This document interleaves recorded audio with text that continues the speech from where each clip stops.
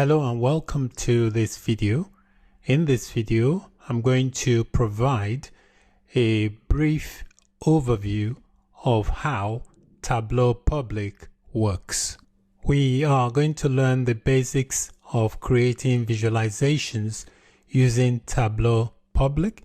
So we will learn how to connect to data. We will learn how to create sheets and dashboards. We will learn how to publish to the web. We will be using the data set from the World Bank. This data shows the CO2 emissions by countries since 1960.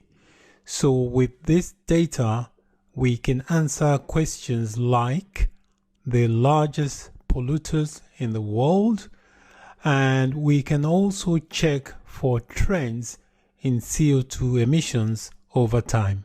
I'm going to open up my copy of Tableau Desktop Public. I've got the icon on my desktop, so I'm just going to click to launch it.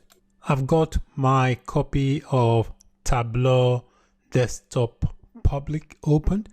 If you have other versions of Tableau, like Tableau Desktop or Tableau Online, you can also follow along with this video. With Tableau, you can connect to a variety of data sources. So in Tableau Public Desktop, these are the sources available here for you to connect to. In this video, I'm going to be connecting to a Microsoft Excel file. To connect to my Microsoft Excel file, I'm going to click on the link for Microsoft Excel and browse to the location of the file. The file is called world_bank_CO2. This file is going to be available for you to download under the resource area for this video lecture. So I'm going to select it and then click to open up the file in Tableau. Tableau has connected to the Excel data file, and the data file here contains several worksheets. So these are all the worksheets listed here for the data file we have connected to. You can open up your desired worksheet by dragging it into this area here that says drag tables here.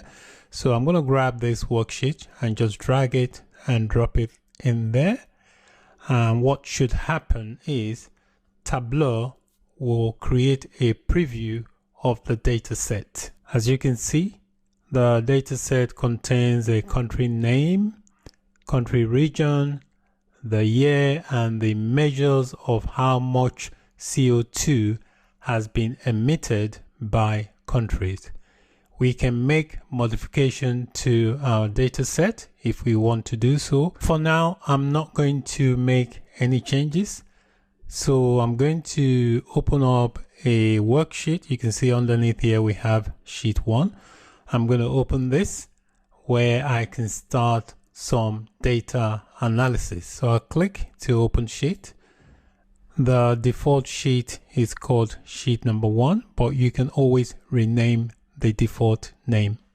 There are different ways of creating charts in Tableau. One of the easiest ways to create a chart is by dragging and dropping the fields which are listed on the left hand side. So I'm going to drag the country name field and drop that in this area here. This area here is called the canvas. So I'm going to drop it there. Just by simply dragging the field onto the canvas, we have created a world map.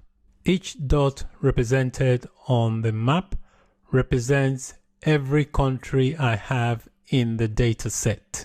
I'm going to add some more information.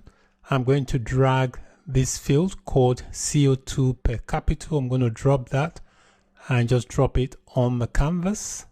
Each dot on the map represents a country. We can tell the biggest polluters in per capita terms. If we take a look at this dot here, it says Qatar. So Qatar basically has been the biggest polluter in per capita terms. When you create a chart, you can also format the chart.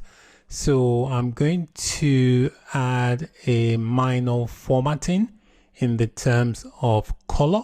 So what I'm going to do, I'm going to drag the CO2 per capita and drop that in this color tile here. You can also edit the colors. So I'm going to click on the color tile here and then click to edit color. And then from here, I'm going to select the color. I'm going to go for this red, black, divergent. I'll click on that and I'll click reversed.